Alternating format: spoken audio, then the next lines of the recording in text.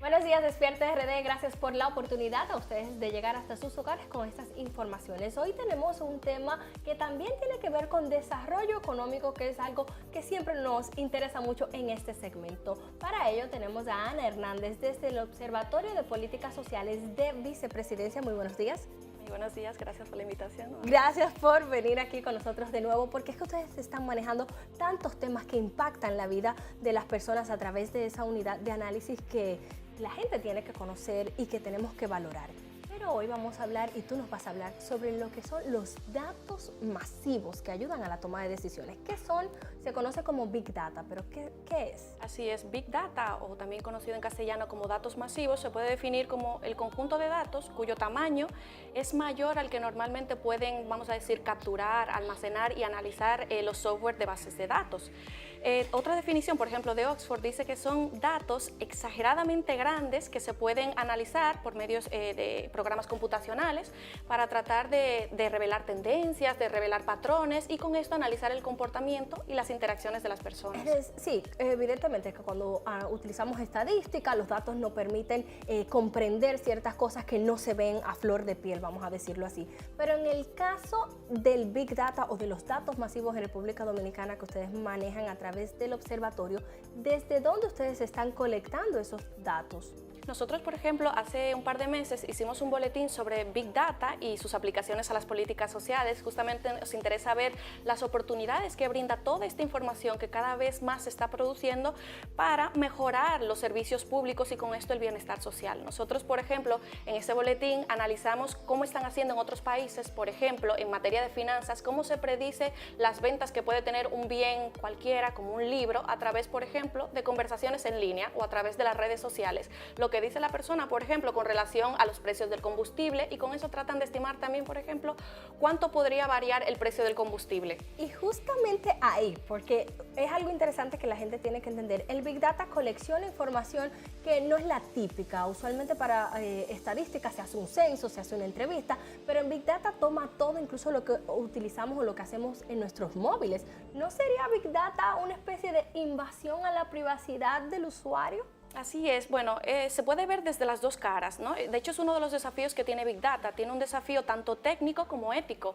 ¿Hasta qué punto es moralmente correcto recolectar información? Esa información se debe recolectar y qué uso se le va a dar. Entonces, ahí los estados son los que deben de tomar las acciones para establecer los límites que son los que, a la privacidad, ¿no? Que son los que van a garantizar que las personas puedan también vivir en sociedad.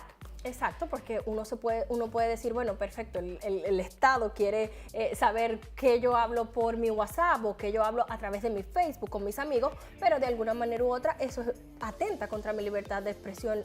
En cierto modo, podría verlo algunas personas así. Claro, se puede ver desde las dos caras, pero por ejemplo, hay iniciativas muy buenas que se están empezando a desarrollar a nivel, vamos a decir, estatal, de política pública.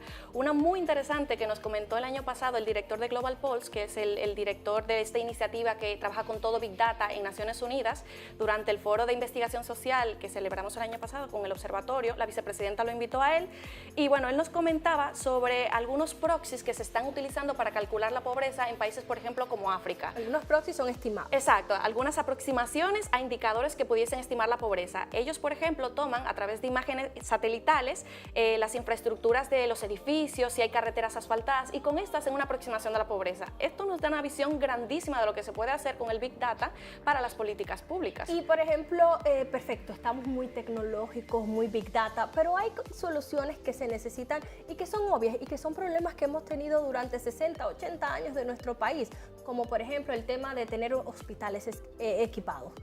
¿Cómo podría Big Data quizás ofrecer la solución mágica para este tipo de problemas? Bueno, una parte es infraestructura, otra parte, después que la infraestructura está instalada, es cómo tú aprovechas lo que se genera en ese entorno, ¿no? Por ejemplo, una iniciativa también muy buena que nosotros analizamos es que algunos hospitales de Estados Unidos recolectan esa información sobre pacientes que asisten a un centro de salud y con eso tratan de estimar posibles, vamos a decir, enfermedades, ya sean cardíacas. Sí. Exactamente, a través de esa información de las personas que se van registrando.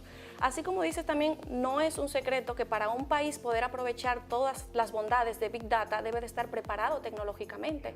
Y yo creo que, bueno, toda esta estrategia de República Digital que está llevando a cabo el gobierno es una señal una plataforma. Una plataforma y una señal de que vamos por el camino correcto. Y de hecho, en la vicepresidencia, y mucho antes de la doctora Cedeño, antes de ser vicepresidenta, que fue primera dama, llevaba a cabo la intervención de los centros tecnológicos comunitarios. Estos centros básicamente lo que están haciendo es cerrar brechas tecnológicas de los jóvenes y adultos para poder insertarse en esta era digital. Bueno, gracias por la información, Ana Hernández, desde el Observatorio de Políticas Sociales de la República Dominicana, a través de Vicepresidencia. Es un tema controversial el manejo de los datos porque tiene varias aristas. A ustedes, gracias por su sintonía y ojalá y podamos tener aquí pues más informaciones con Ana Hernández sobre el tema, sobre este y tantos temas que están manejando. Muy buenos días y sigan con nuestra programación.